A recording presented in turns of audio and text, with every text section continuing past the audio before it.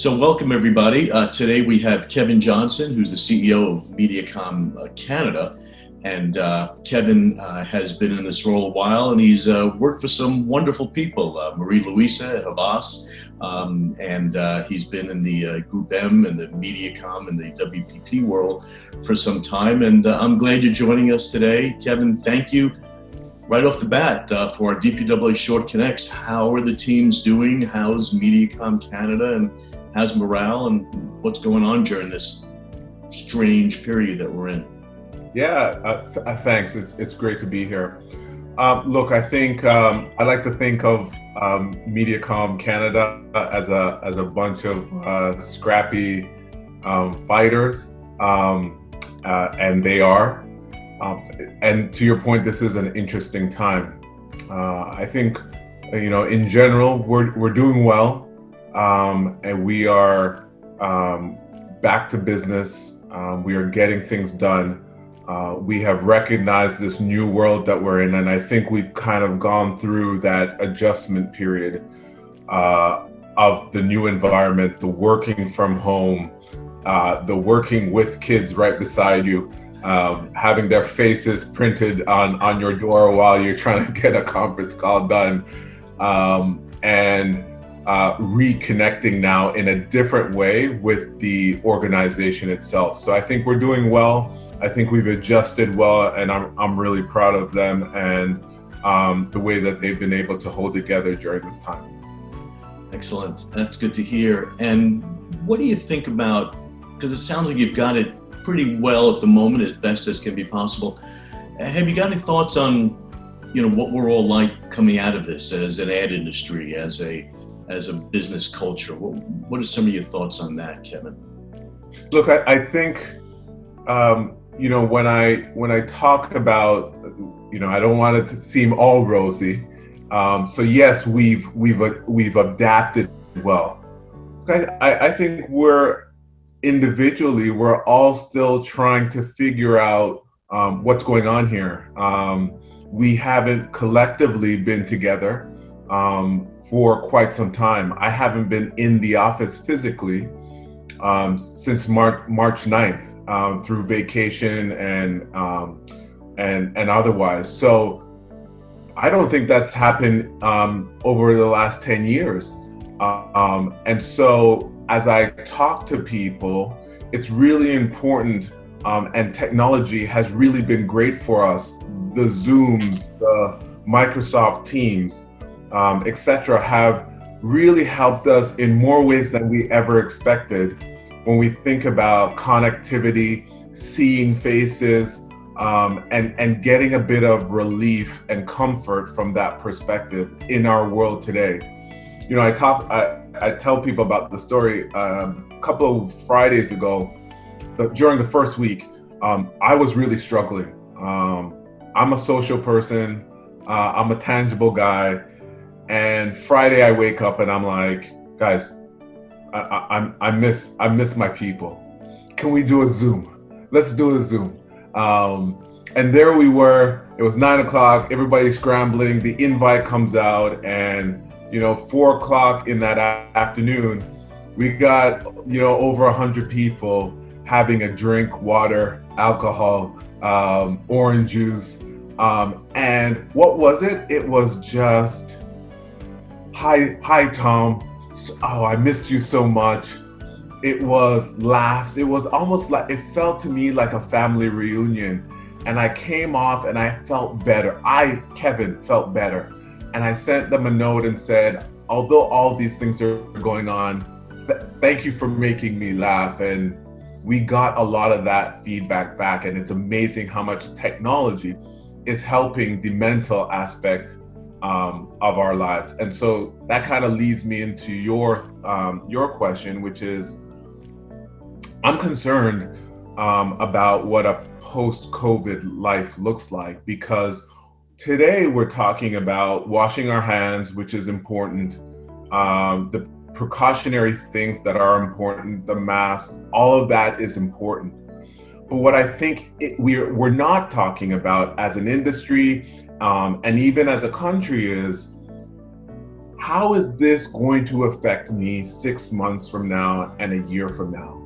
How is it going to affect the 180 people that are represented at Mediacom?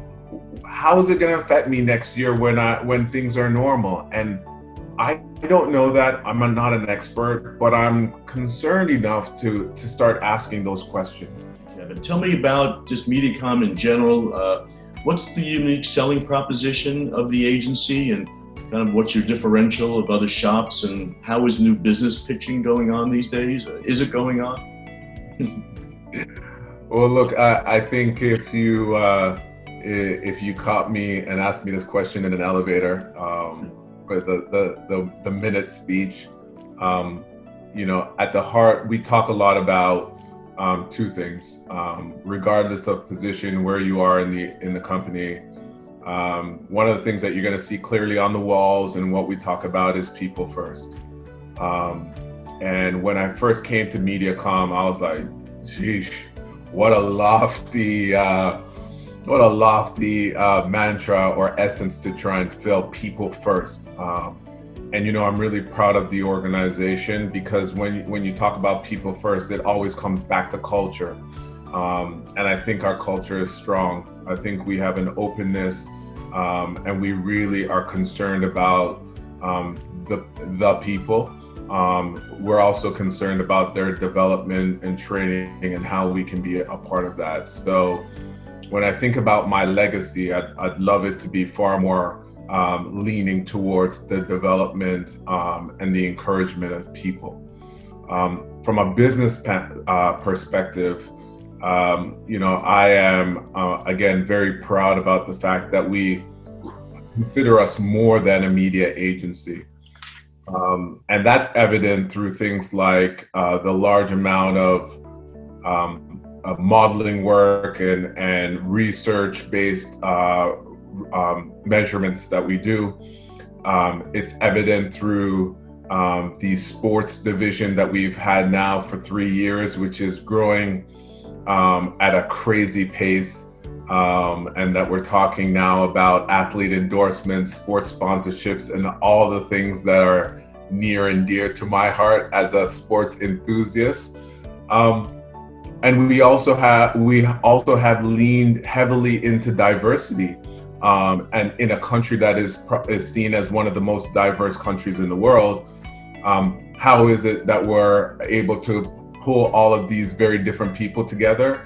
And how do they consume media differently? And those are the type of questions that we're asking, and the advice and counsel that we're providing our clients. Excellent. And what are the clients saying now? How are they pushing campaigns? Are they cutting back? Are they, evidently they're being thoughtful about the tenor and tone of their advertising? What are you seeing and hearing from them, Kevin? Well, look, from a general perspective, we are not hearing stop. We are hearing and we're talking together about reviewing, replanning, rethinking, analyzing. For us, it's very much also about rebalancing the two of performance and purpose. Those two things, because I think those are two very important things that still need to happen. But the question is, what is the focus, and what adjustments need to be made?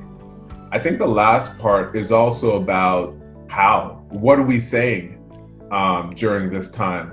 And so it might not be necessarily all about the product, but how we're helping Canadians as an organization get through this period from a brand purpose perspective. So those are kind of the themes that we're talking about, but I'm certainly not feeling that everything is grinding to a halt. That is not, in my view, what's happening.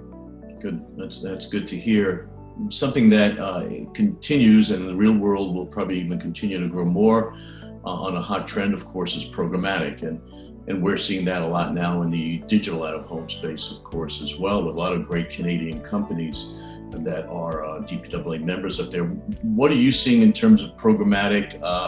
How does that affect what we're looking at today in this very fungible, changeable, unprecedented climate. Yeah, I particularly haven't seen anything that would indicate that we're changing how we're using programmatic, or whether necessarily it's gone up or down. Look, I think we need to be really pragmatic here, and I would counsel us not to run to the other side of the room.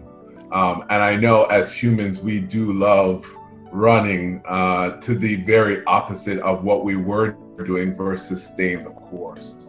And so I would continue to preach on every level, even if it's in this case programmatic, that we continue to balance ourselves on what we do.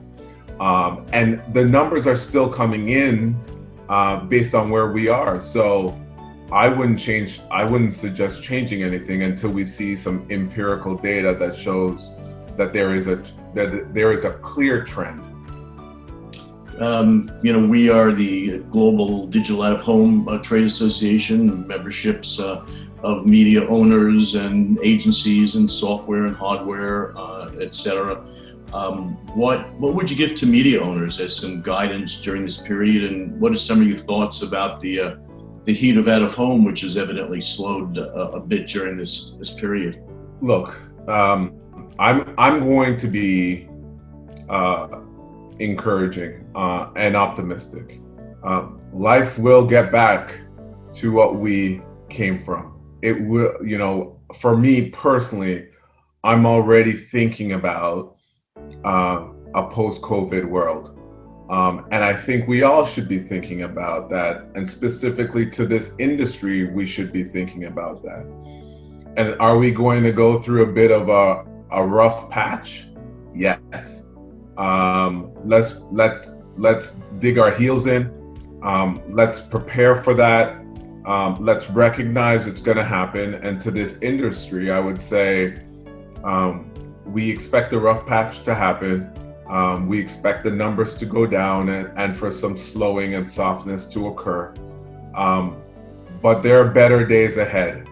We know years of historical information tells us that it's a strong medium. It's valued by the industry, and it will return.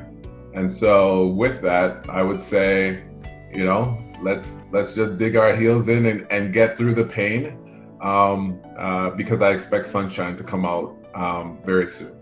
Well, you are a joy to speak to. Let me ask you a question. During this time, Kevin, what brings you joy? What brings you inspiration inside the four walls of that room that I think you're spending a lot of time in these days, and your whole house? What's kind of specially inspiring Kevin Johnson? Well, look, I do travel quite often, normally. So being home has been really good, and doing some things, small things, simple things that I really didn't have time to appreciate before. My son, I have two girls and a boy. My son is a big basketball player, and just to be able to play mini basketball in his room is a big thing for me. I haven't been able to do that. If you take a look at our table, our dinner table, no one has been able to eat on it because there's a 1,000-piece puzzle that we are working on right now, and we are finishing this.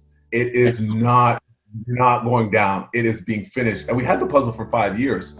So it's those little things that I'm appreciated, and I'm currently trying to figure out if I want to tackle getting back into French. So I'm using the time wisely.